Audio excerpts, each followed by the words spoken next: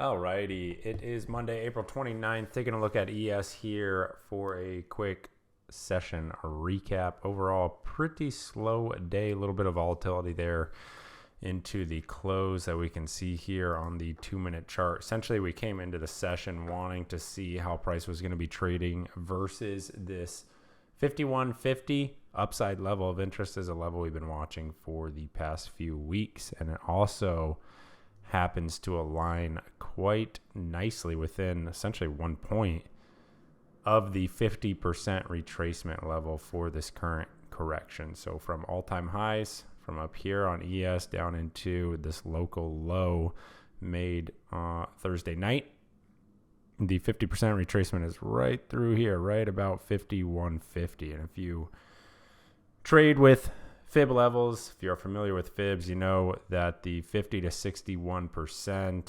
retracement is usually an area where a reversal can take place. So not all that surprising to see a bit of resistance here into that 51.50 area.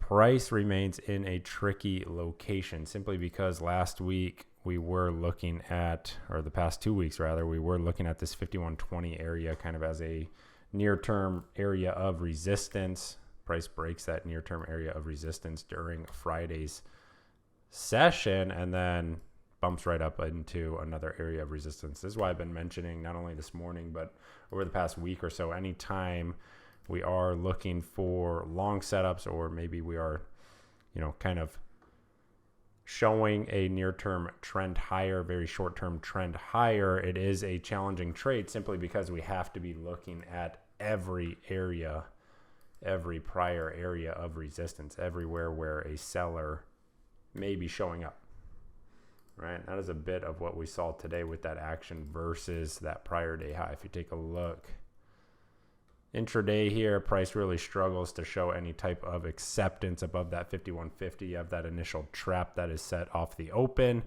that results in a move down into, not quite into that pre-market low, just shy of that prior day volume point of control, right? And the bounce from there does not result in a fresh session high. So once we have this initial, essentially this move right through here, this initial move right through here, pretty safe to assume that it is going to be a range day, which is well within the realm of expectations for a Monday ahead of FOMC, right? So we see that range trade pretty much play out pretty nicely, some decent opportunities there as long as your expectations were aligned with the type of action that we had today. And then into the close, you do see kind of the bottom fall out here, little undercut of the low, bounce in a VWAP rejects, and price trades down into that 51.20 level of interest. That has been a solid level of interest. This is that near-term pivot you can see on the hourly chart here. On ES, take a look at how this hourly candle is shaping up, right? So today, this action is actually quite interesting because into the close here, on that move lower into 51.20, that is sellers' opportunity to really flush this 51.20 back into the previous range. And what do we see? Well, buyers absorb that initial test of the 51.20. So 51.20, we know remains a key pivot. We know is going to be an important area for the duration of this week, as it has been over the past couple of weeks. 51.20 remains the main watch for tomorrow. Most likely we'll be just looking at today's tighter range, 51.20 by 51.50 as the primary watch, with that bouncing into the close here.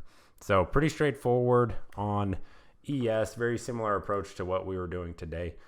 Expecting another slow session tomorrow, just given the fact that there is FOMC on Wednesday, and then on Friday we do have another big data print, so some heavy data prints upcoming this week. It's not unusual to see some slower action ahead of these prints. So if you got chopped up today or you found yourself offsides today, you may want to be looking at what your expectations were this morning as far as the activity that we were going to be seeing for today's session. Now, taking a look at NQ, the setup does remain quite similar here in NQ. So we come into the sesh, one of the main areas I talked about this morning during the pre-market prep. This is near-term resistance right through here, right? That 1950 area. If we take a look at the actual intraday action, you do have that break of the pre-market high, right up through here, 930 or so. Price tests that 950, sellers step in pretty heavily, right? Pretty heavily. You get that test down into the pre-market low, and interestingly enough, down into that prior day volume point of control. As you guys know, I love to keep an eye on that prior day volume point of control. I mainly focus on the regular trading hours prior day volume point of control when looking at those prior day profiles. So just a little note on that, because the regular trading hours volume point of control will usually differ slightly from the extended hours. So if you're wondering, this is the regular trading hours chart. This is where I'm looking at that volume profile. So prior day volume point of control, usually going to be a solid reference point to watch, much like prior day high, prior day low. You know, we have these reference points that we are looking at to help guide some of our trades.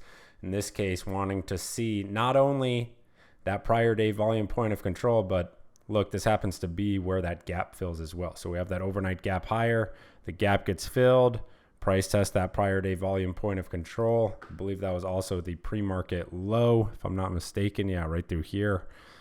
Then we see a pretty nice bounce. So you get that bounce, but again, no real resolution of that 1950 near-term resistance area, right? Price just kind of oscillates here between now this near-term pivot at 17,800 and that 17,950 upside area of resistance. This trade, much like what I just discussed in ES, is quite challenging simply because, again, if price does break this 1950, it's just going to be knocking right into that prior daily breakdown point, right? So again, you want to be very cautious, staying nimble, really looking at how price is responding to those upside areas of resistance, because you don't want to get trapped whenever sellers start to show up again. If they do start to show up again, you do not want to find yourself off sides in a move like that.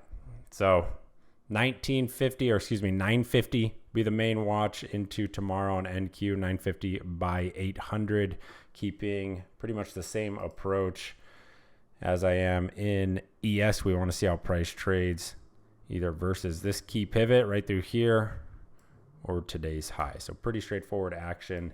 And the expectations again tomorrow will be quite light, given that FOMC is on Wednesday. That is always a big market moving event. So hope everyone had a good session, good start to the week. If you guys have any questions about anything, feel free to shoot me a DM. Happy to help out.